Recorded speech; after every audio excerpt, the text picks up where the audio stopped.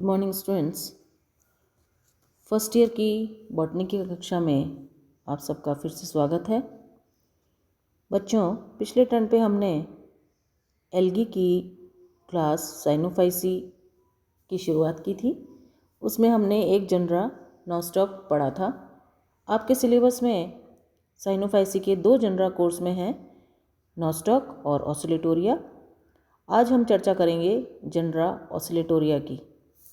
Oscillatoria, अगर हम इसकी सिस्टमेटिक पोजीशन या वर्गीकृत स्थान देखें तो ये इस प्रकार है। ये शैवाल का मेंबर है, एल्गी।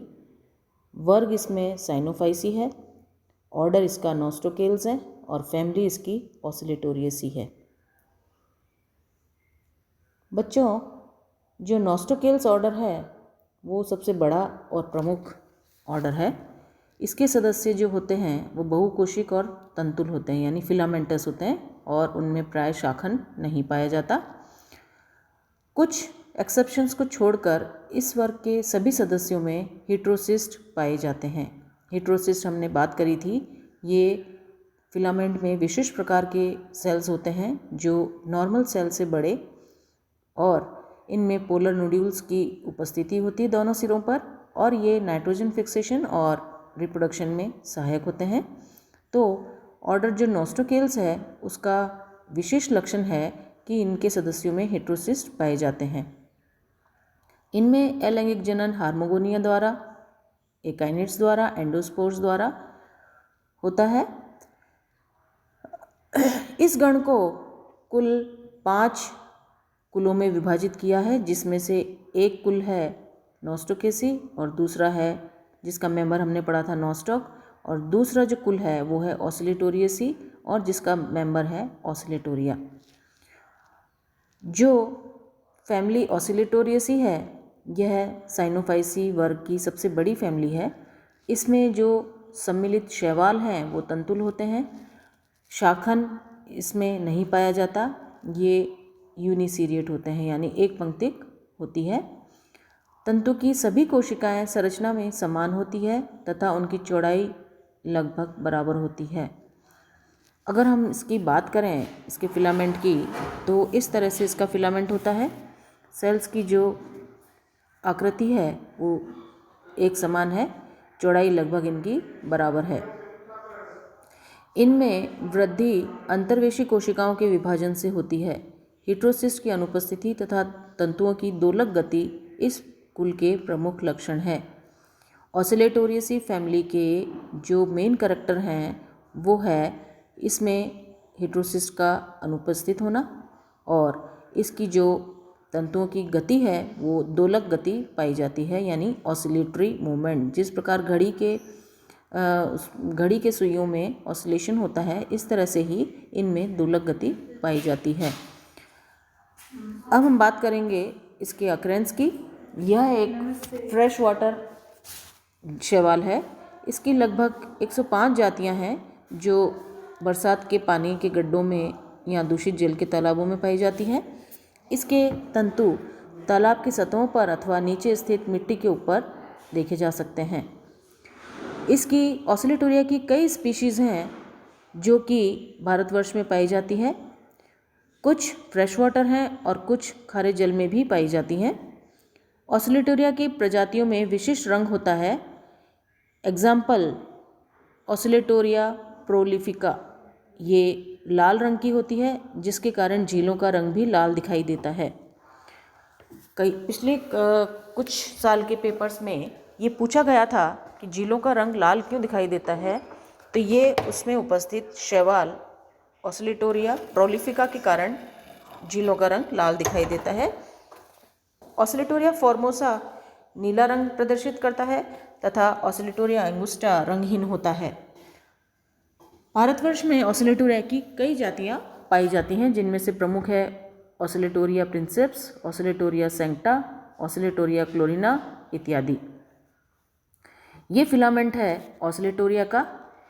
इसमें सबसे ऊपर है एपिकल सेल जो कि राउंडेड होती है इस तरह से, और तत्पश्चात ये सेल्स हैं और इसमें ये सब में पार्टीशन है और इनकी चौड़ाई लगभग सब में बराबर होती है। कुछ जातियों में जो शीर्षस्थ कोशिका है उसके ऊपर एक टोपी के समान आवरण होता है जिसे हम कैलिप्ट्रा कहते हैं। ये जो है कैलिप्ट्रा है, टोपी नुमा संरचना है जो कि एपिकल सेल पर पाई जाती है। ये कुछ स्पीशीज़ की मुख्य विशेषता है। अब हम बात करते हैं इसके सेल स्ट्रक्चर की, यानी कि जो ऑसिलेटोरिया है उसका एक सेल है, उसका स्ट्रक्चर कैसा होता है हम चर्चा करेंगे उसकी। तो ऑसिलेटोरिया के सेल स्ट्रक्चर की बात करें तो सभी कोशिकाएं जो हैं एक समान संरचना वाली होती हैं। कोशिका भित्ति जो है सेलुलोज से निर्मित और 3 परतों में विभेदित होती है। अगर हम इसका डायग्राम देखें तो ये कोशिका भित्ति का डायग्राम है। ये 3 परतों में विभेदित होती है। ये जो डायग्राम है ये सेल वॉल का है। जो सेल वॉल है वो 3 परतों में विभेदित, सबसे अंदर जो है वो सेलुलोज से निर्मित होती है। तत्पश्चात जो दूसरी परत है वो मध्य परत जो है वो 160 एंगस्ट्रॉम तथा बाह्य परत 1990 एंगस्ट्रॉम मोटी होती है। जो भीतरी संरचनात्मक परत में लगभग पोर्स पाए जाते हैं एक डेफिनेट व्यास के, जो मध्य परत में खुलते हैं।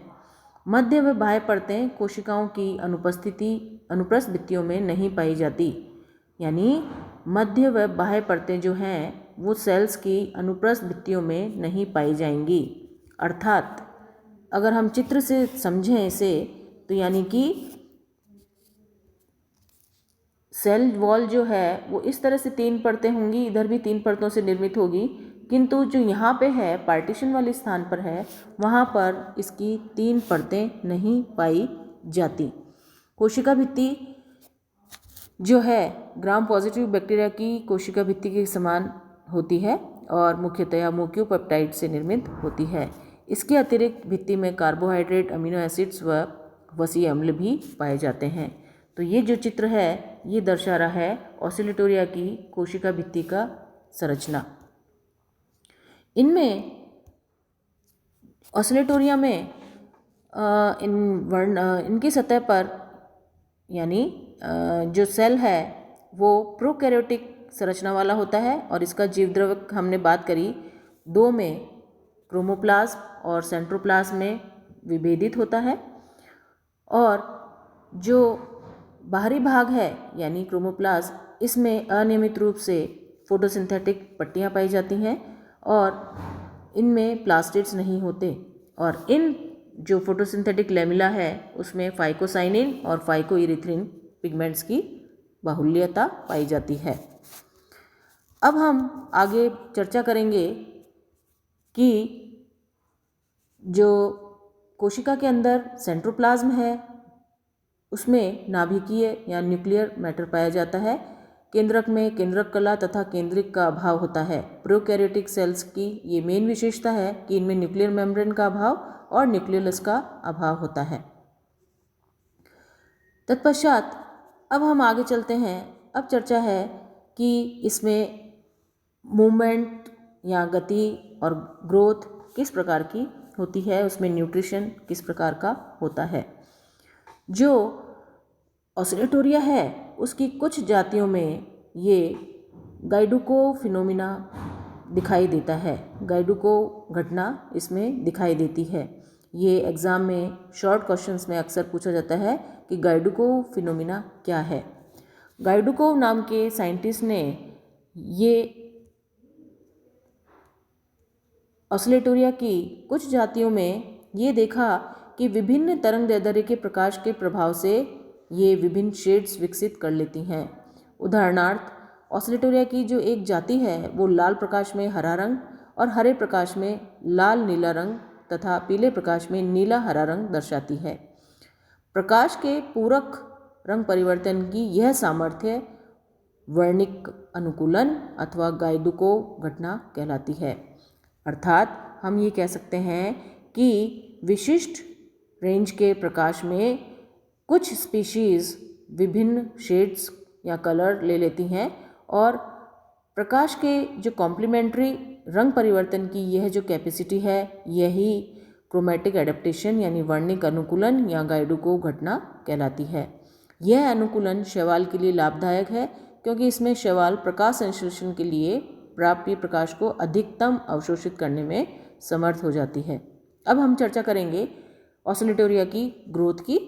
ऑसिलेटोरिया में इंटरकैलरी ग्रोथ पाई जाती है, यानी ट्राइकोम अंतर्वेशी वृद्धि पाई जाती है। ट्राइकोम की सभी कोशिकाओं में विभाजन की क्षमता होती है और ये जो ट्राइकोम की कोशिकाएं हैं, ट्राइकोम में जो कोशिकाएं हैं उनमें अनुदैर्ध्य अक्ष के समकोण पर विभाजन होता है और विभाजन के पश्चात कोशिका के परिधि पर उत्पन्न वलयाकार पट की अपकेंद्री वृद्धि के फलस्वरूप ये ग्रोथ होती है। अब हम चर्चा करेंगे इसमें न्यूट्रिशन कैसा होता है, यानी इनके पोषण के बारे में, ऑसिलेटोरिया के पोषण के बारे में। तंतुओं में क्लोरोफिल ए, सी, फाइकोसाइनिन, फाइकोइरिथ्रिन आदि प्रकाश संश्लेषी वर्णक पाए जाते हैं, अतः ये अपना भोजन स्वयं बनाते हैं और यही विशेषता इनको बैक्टीरिया से पृथक करती है। इनमें प्रकाश संश्लेषण द्वारा शर्करा एवं ग्लाइकोजन का निर्माण होता है। ये पदार्थ कोशिका में साइनोफाइसिन स्टार्च व ग्लाइकोप्रोटीन के रूप में संचित रहते हैं। जो रिजर्व फूड मटेरियल है वो इसमें साइनोफाइसिन स्टार्च के रूप में इकट्ठा या स्टोर्ड रहता है। ये क्वेश्चन भी कई बार परीक्षा में पूछा जाता है कि साइनोफाइसी वर्ग में रिजर्व फूड मटेरियल क्या है, तो उत्तर होगा साइनोफाइसिन स्टार्च। अब हम बात करते हैं ऑसिलेटोरिया में गति की। ऑसिलेटोरिया में स्पॉन्टेनियस मूवमेंट पाई जाती है। अधिक ताप एवं तीव्र प्रकाश की गति में आवृत्ति बढ़ जाती है और इसमें मुख्यतया दो प्रकार की गति देखी गई है। एक है ग्लाइडिंग या विसर्पी गति। जब तंतु किसी ठोस अधोस्तर पर बिना किसी दृश्य अंगों की सहायता से रिदमिक मूवमेंट करते हैं तो इसे विसर्पी गति कहते हैं। यह गति तंतु के अनुदैर्ध्य अक्ष की दिशा में होती है। इसको अगर हम चित्र में देखें तो ये इस तरह से है, यानी रेंगता हुआ सा जो मूवमेंट है ऊपर की तरफ, ये कहलाता है विसर्पी, यानी एक बार ऐसे फिर वापस ऐसे फिर वापस ऐसे, इस प्रकार से ये गति कहलाती है विसर्पी गति। और जो दूसरे प्रकार की गति है वो है दोलन गति, जिसके कारण ही इसका नाम ऑसिलेटोरिया पड़ा, यानी इसमें ऑसिलेटरी मूवमेंट देखे गए हैं इसलिए इसका नाम ऑसिलेटोरिया पड़ा। अगर हम चित्र में देखें तो इस प्रकार से ये ऑसिलेटरी मूवमेंट इसमें दिखाई देगा, घड़ी की तरह इधर इधर दोनों तरफ ये मूव करता हुआ, तो ये कहलाती है दोलन गति। अब हम चर्चा करते हैं इसके रिप्रोडक्शन की। ऑसिलेटोरिया में जनन केवल कायिक विधियों द्वारा ही होता है। इसमें अलैंगिक एवं लैंगिक जनन का पूर्ण अभाव होता है। कायिक प्रवर्धन से नए तंतु बनते हैं। नॉस्टॉक में हमने देखा था कि इसमें वेजिटेटिव और एसेक्सुअल विधियों द्वारा जनन होता है, किंतु ऑसिलेटोरिया में केवल कायिक विधियों द्वारा ही जनन होता है, इसमें एसेक्सुअल जनन नहीं पाया जाता। जो कायिक जनन है वो दो प्रकार से होता है, एक है हार्मोगोनिया द्वारा और एक है खंडन द्वारा। मैंने हार्मोगोनिया के बारे में पिछले टर्न पे भी बताया था, पिछले लेक्चर में भी बताया था कि कायिक वृद्धि के दौरान तंतु की कुछ कोशिकाएं निर्जीव हो जाती हैं और धीरे धीरे म्यूसिलेज में परिवर्तित हो जाती हैं और म्यूसिलेज से भरी ये निर्जीव कोशिकाएं नेक्रेडिया कहलाती हैं। और इन नेक्रेडिया के स्थान पर यानी एक सेपरेटिक डिस्क बन जाती है, यानी एक बाइकॉनकेव या बाइकॉन्वेक्स बिंब या डिस्क बन जाती है जो कि पृथक्कारी बिंब के रूप में कार्य करती है। और ये जो नेक्रेडिया है उसमें उपस्थित म्यूसिलेज के फूलने के कारण तंतु इन संधियों से टूट जाता है। अगर हम चित्र के द्वारा देखें तो इसे इस तरह देखेंगे कि ये जो सेल्स हैं इनके बीच बीच में इस तरह से सेपरेटिंग डिस्क बन जाती है और इसी स्थान पर ये फिलामेंट टूट जाएगा, पृथक हो जाएगा। अगर हम चित्र देखें इसका हार्मोगोनिया फॉर्मेशन का तो ये इस प्रकार से है। हमने यहाँ देखा था ये ऑसिलेटोरिया का फिलामेंट है, ये एपिकल सेल है, ये दूसरी सेल्स हैं इसकी। यहाँ पर ये इस तरह से म्यूसिलेज से भरी हुई सेपरेटिंग डिस्क बन गई जो कि पानी एब्जॉर्ब करने के बाद फूल कर यहाँ से टूट जाएगी और यहाँ से टूट जाएगी और ये कहलाता है हार्मोगोनिया। और ये जो हार्मोगोनिया है ये पुनः नया फिलामेंट बनाने में सक्षम होता है। तो जो कायिक जनन है वो हमने बताया कि 2 विधियों द्वारा होता है। एक है हार्मोगोनिया द्वारा, यानी इस तरह की सेपरेटिंग डिस्क बनने से जो तंतु है वो खंडों में टूट जाता है, और दूसरा जो है कायिक जनन वो है खंडन द्वारा। कभी कभी कीट व जंतुओं के काटने अथवा यांत्रिक क्षति के कारण तंतु छोटे छोटे टुकड़ों में टूट जाता है, और इन खंडों में भी हार्मोगोनिया के समान कोशिका विभाजन द्वारा नया खंड बनाने की क्षमता होती है। और इस तरह से ये जो ऑसिलेटोरिया है इसका हम यहीं समाप्त करते हैं। इसकी मेन जो विशेषताएं हैं मैं पुनः एक बार दोहराना चाहती हूँ। ऑसिलेटोरिया में हिट्रोसिस्ट का अभाव है, पहला करैक्टर। ऑसिलेटोरिया में जो है जनन केवल कायिक पाया जाता है और इसमें नक्रेडिया या सेपरेटिंग डिस्क बनती है। तीसरा, जो ऑसिलेटोरिया के जो सेल्स हैं ट्राइकोम में, उनमें प्रोकैरियोटिक संगठन या सेलुलर ऑर्गेनाइजेशन पाया जाता है। और हार्मोगोनिया जो है वो नक्रेडिया फॉर्मेशन या सेपरेटिंग डिस्क के बनने से हार्मोगोनिया बनते हैं जो कि कायिक जनन में सहायक होते हैं।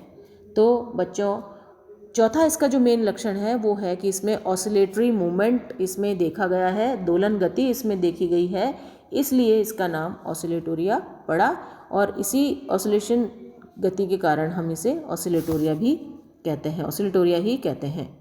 धन्यवाद बच्चों। अगले टर्न पे हम दूसरी वर्ग क्लोरोफाइसी यानी हरे शैवाल उनकी बात करेंगे, और जो उनके जनरा है तुम्हारे कोर्स में हम उनका अध्ययन करेंगे। Thank you.